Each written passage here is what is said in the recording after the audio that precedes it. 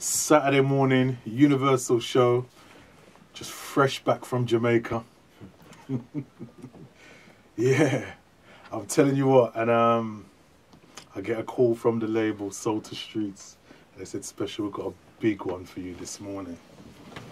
The man is in town to promote his album." And I've been trying to get this interview for over 10 years now. Oh, damn.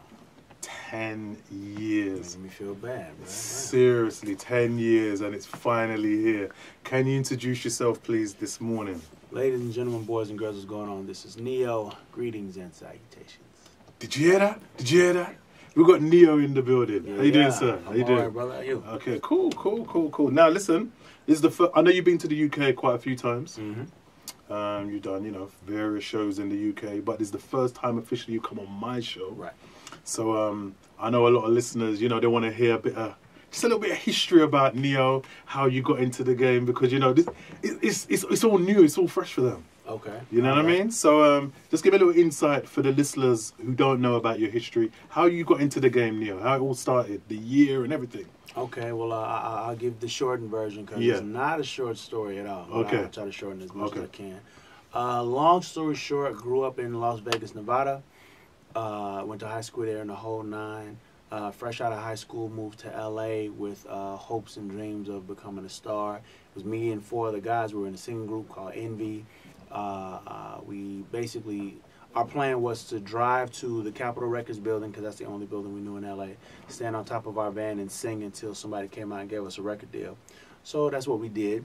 Didn't get a record deal, though. Got kicked off the property a number of times by the security. We got to a first name basis with the security guards and whatnot at Capitol Records, so that was interesting. Fast forward a little bit, the group finally disbands. We figure out that it's just not going to work out for us. People got to get jobs. We got to figure out how to feed ourselves. Ran into a cat that had some writing opportunities for me. I got in the game initially as a songwriter. I was doing it for other people first. Mario's "Let Me Love You," Mario's "You Should Let Me Love You" was my first #1, and the ball pretty much got to rolling from there. I started working with a bunch of other people on the writing side of things. Kind of accidentally got my record deal. Went into the offices of Def Jam with a producer friend of mine only because he knew somebody that worked there. They had went to high school together, and they hadn't seen each other in a while. So we just happened to be in New York, moving around, trying to shop songs. We go in to talk to this old friend of his, who just happened to be Tina Davis. You would know Tina Davis from Chris Brown. That's Chris Brown's management. Okay. So went in, met with Tina Davis. Again, just on some, hey, haven't seen you in a while, what you been up to? So he starts talking to her about the stuff that he's doing with me. Plays with some of the music. She asked me if I know how to perform, and I said, yeah, I guess. So she made me get up and perform for her right there in her office. Now, mind you, we're not there to get a deal. We're there just because they're friends and they want to see each other again. So I'm like, okay, this is weird. So I got up, I performed, and fast forward a little bit more, she basically put a call into L.A. Reid. We went into L.A. Reid's office. I performed for him that very same day, and we left with a record deal. And the rest is pretty much history. Wow, that is crazy. There you have it. I didn't know a lot of that information that was in there. It's funny, because I hear like many of your interviews, I watch online and all that. Some stuff you just mentioned in there, I never knew that about. I didn't even know that you wrote the Mario track. Yeah, man. That was the first #1. Didn't know that. That's crazy. So, How have you made that transition then from a songwriter into a performer? Because there's songwriting, you're behind the scenes and you're writing for somebody. Right. And now you're saying, you know what, I want to take the onus and be in the forefront. How have you made that transition? It wasn't an easy transition to make, I will say that, because as a songwriter, you don't really have to worry about some of the things that you have to worry about as an artist. Your look, for example. Like as a songwriter, you can get up, wake up in the morning, wear whatever you want. Look however you want, date whoever you want, do whatever you want, because you're the guy behind the guy. Nobody's really paying any attention to you. As an artist, you have to pay attention to all of these things. You can't walk out of the house looking crazy, because all it takes is somebody to snap the photo and, now it's, what the hell is wrong with Neyo? All of that stuff. Who you date becomes an issue. People feel like you should be dating a celebrity because you're a celebrity. Everybody wants to be in your business. So it was definitely not an easy transition to make. But, over time, you just kind of understand that you got to take the bad with the good and roll with the punches. So, yeah, I'm still doing both rather successfully, if I do say so myself. Most definitely. I got to thank my fans for that. I know that they are the only reason that, 6 albums and 10 years later, I'm still here. Do you ever feel sometimes, you look at the R&B scene, because, like in the mainstream, they will say like, it's changed. A lot of R&B singers are trying to sound like hip-hop artists. How do you keep focus as a true, authentic R&B artist with so many changes, people diverting onto other genres and things like that? Well, I mean, to be honest with you, I don't see anything wrong with, taking elements of other genres and incorporating them into R&B. I feel like that's honestly the only way that the genre is going to flourish. It's like you can't, everybody knows the definition of insanity is doing the same thing over and over again, expecting different results. So if we keep doing the same things that we've been doing in R&B, excuse me, and expecting something to change, we're all insane. It's not going to work that way. I feel like I kind of dig the way that the lines are being blurred kind of in all the genres right now. I mean, you got Taylor Swift with people twerking in the video. Like, Most definitely. It's a whole other world now, and I think it's okay. I don't see a problem with it at all. Eventually, I want us to get to that place where there's only 2 genres of music, the good stuff and the bad stuff. Most definitely. Lord willing, I'll always be in the good place. It's all that. It's all that. If you've just tuned in this morning, we have got Neyo in the building. He is here in the building on the Universal show. I'll tell you what, it's such a pleasure to have you here. So, I mean, your first single that, where people really caught onto the attention of Neyo, was it So Sick? Was it So Sick? So Sick. So Sick was the one that started it all, so to speak. Was you expecting the success from that tune? No, I was actually scared out of my mind when we dropped that song. Mind you, a lot of people had told me that they liked it before we actually put it out. But, mind you, these were people that were in my camp, and it's like, y'all opinion might be biased, So I really didn't know what to expect as far as a response from it. At the time, this was around the time when it was like, Sierra with Goodies and all that. And it was like, hip-hop R&B was what it was right then. So for me to come with this, rather traditional sounding R&B record, I was scared. I was thinking people was going to go, man, what is this crap? Get out of here with this. But the song came out, and pretty much blew up over a very, very short period of time, which crazy. Which made me feel good. It made me feel like, okay, I'm moving in the right direction. I'm doing the right thing. And the remix, who produced that remix? Which remix are you talking about? With LL Cool J. Who did do that? I'm not 100% sure. That remix on was a surprise on the 12 to me. It doesn't say like who. Yeah, who I really couldn't tell you. I didn't even know. That was a surprise to me. They pulled me into the office one day and just played it for me. I was like, oh, okay, cool. LL Cool J got on my record. That's totally different beat. Good morning. All right, cool. I mean? But yeah, shout out to LL. Shout out to whoever it is that produced that. I genuinely don't know. Okay. Forwarding on. I know you haven't got long this morning, so we're just trying to get through, like, you know what I mean, for the 10 years. Or how long's it been now? It's been 9 years. 9 years. Point, okay. I'll round up to the 10. Okay. It's been a decade, cool. ladies and gentlemen. Neyo has been around for a decade. Damn. Oh, my back and knees started hurting instantly. Golly, I'm getting old. It's all good though. Okay, so tell London, UK, and the worldwide some of the hits that you're responsible. I know you mentioned like your first song that you wrote was the Mario one. That was a massive hit. Right. Tell us some more recent songs that you've been responsible for. Well, I mean, since the Mario song, you see, there's Beyonce's Irreplaceable. That was another big one for me. There was Rihanna's Take a Bow. Also did Unfaithful for Rihanna. That was one of the first times we ever worked together. Me and Rihanna also did Hate That I Love You. That was a pretty big one. Let me see. I've done some stuff for Mary J. Blige. I've done some stuff for Faith Evans. Done some stuff for Celine Dion at this point. Oh wow, Celine Dion. Let me see. I've worked with Kelly Rowland. I've worked with. Let me see. The crap. I'm having a brain fart. Right no, that's now. enough. That's enough. That's enough. Come on, it's all big heavy hitters in that category. It's quite a few people. Some big names in there. Indeed. Any songs out there that you've written and you said to yourself, damn, I should have had that song for myself. Do you ever feel like that sometimes? To be honest, nah. No, never. I don't even really think about it like that. I feel like everything happens for a reason and because it's supposed to. So if it was a song that I wrote that wound up going to somebody else, that's where that song was meant to be. Especially if the song goes on to become a hit, and it's like, okay, yeah, that's absolutely where that song was supposed to go. So it's all good. Okay.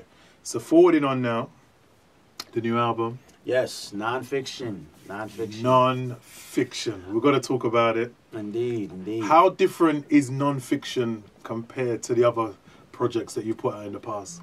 Well, there's one major difference to nonfiction. Nonfiction is the first time that I've ever allowed the fans to be a part of the creative process. Okay. You know, first and foremost, the album's called Nonfiction because every single song on this album is a 100% true story or based on a 100% true story. Some of the stories belong to me, the other half of the stories belong to my fans. I wanted to, you know, kind of put the magnifying glass on something that's always been there. You know, everybody knows that I write from true to life experience. I write about, you know, love lost and, you know, the black, white, and gray of what love is.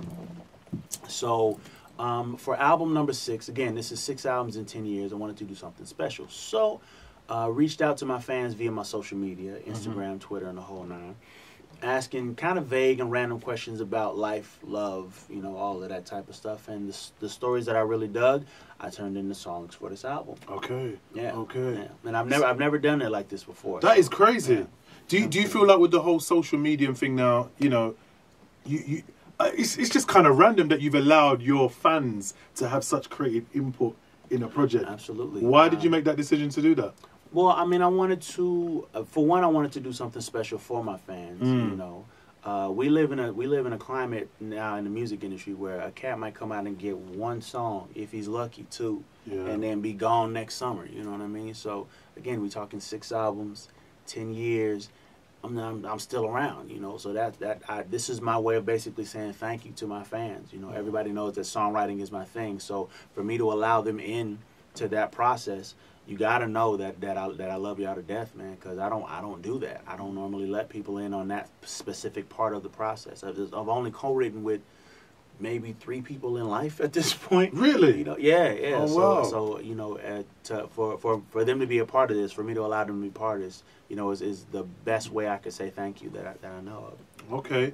Now, we know who like one of your major musical influences are. Of course.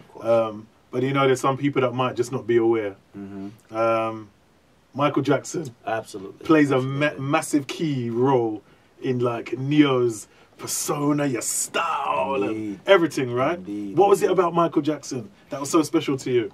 Well, I mean, beyond all of the obvious things, I mean, he's one of the greatest to ever do it. Beyond all of that, I actually learned how to sing and became comfortable with my singing voice through Michael Jackson. I hated my singing voice when I first started singing. Really? I despised it because I didn't sound like the people that my mom used to listen to. You know, my mom listened to the OJs and the Temptations and Teddy Pendergrass and like these really thick, heavy voices. And I did not have that when I was a little kid. My voice was really thin, really high, really nasally.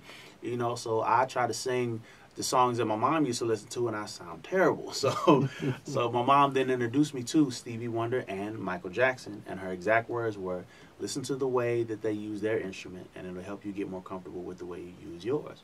So sure enough, if not for Michael Jackson, there would be no Neyo, because I would still be sitting around somewhere hating my voice. That's crazy. Yeah. Now, I remember I watched one time when you were saying, I think somebody was interviewing you about dancing, and you saying, I'm not really a dancer. I just make it up as I go along. But it seems to work. How have you improved your dancing now? You take Usher on right now? Oh no. No. Definitely a man that knows his limitations. Nah, I'm cool on all that. No, because that dude is a dancer. He's crazy. He's crazy. Taking nothing away from Usher. He's an incredible singer, incredible artist. But that man dances. Chris Brown dances. I'm a person that I could freestyle a little bit, but I'm not going, you know, just because I can throw a punch or two don't mean I'm going to jump in there with a champ. You know, I'm not doing that. No. Your style's more slick though, isn't it? There you go. Mine is more of a groove as opposed to, you know, full-on dance. That's just not my thing. So it's all good. I do enough to get the point across. I hear that. I hear that. So smooth in the morning. So smooth in the morning. And also as well, you know, I wanted to talk about so many things more about the time, Neyo. Acting, because you've had a few cameos in films and done a few films. Got some more stuff in the pipeline, but I kind of want to take a break from music and like really, you know, get into the acting for real. Really, major things. Like you want to actually take it on full on board. I really do. But I know that because I did Red Tails, which was George Lucas's take on the Tuskegee Airmen, which was an incredible honor. I did a movie called Battle Los Angeles. I did Stomp the Yard, of course, and then my first one was Save the Last Dance Part 2. It was kind of a straight to DVD type thing. But the few things that I've done, I also did some TV stuff. I did CSI. I played a hitman on CSI. That was a lot of fun. But I feel like people have kind of overestimated my acting abilities a little bit, you know, because they tapped me initially to play Jackie Robinson in the movie 42. They tapped me initially to play James Brown in the Get On Up film that just came out. And you know, it's two roles that I knew I didn't have the chops for. You know, and it's a lot of that kind of stuff that's coming across the plate now, and I just know that I don't have what it takes to do that type of stuff yet. Give me a character I can create, cool, I might be able to pull that off. Ask me to be somebody that existed before, you might have to give me a little while before I can, you know, tackle something like that. Yeah. Listen, Neo, your management's giving me that look. Yeah, you guys are getting too carried away. It's all good. It just means I got to come back. You got to come back. What, another 10 years? When you've been in a few Hollywood films? We'll try not to make it a decade before we see each other. Come on, man. Because by then, you know, I'm like, good morning. You don't look that old. You know what I mean? Don't let the cocoa butter fool you, you know. You know we don't crack around here. Don't crack. No, we don't. Astral Cream's working. Listen, any last things you'd like to say before you get out the door this morning? It's been a great chat this morning, man. Absolutely, great chat. Man. Thank y'all for having me, man. No I appreciate problem. it. I would definitely make sure it's not a decade before we see each other again. New album will be in stores February 16th. Make sure you go pick that up. It's entitled Nonfiction. This is the rebirth of storytelling. This is our album. This is my first collaborative effort with my fans. Thank you to everybody that contributed. And yeah, man, it's quality music from start to finish. Go pick it up. Thank you so much. And I think, you know what, it's only right and fair that we get on a few joints from the album. So what should we kick off with today? And a few hits as well. And a few hits. What should we kick off with from the album? Let's go ahead and drop the first single. It's a song called Coming With You. Very fun record. You know, it's the kind of joint you hear that makes you want to get up and dance. So if you're not in your car right now on your way to work, or if you're at work, your boss won't mind. Get up and dance a little bit to this joint as it plays. This is Coming With You from the forthcoming album, Nonfiction. Check it out. Oh, yeah.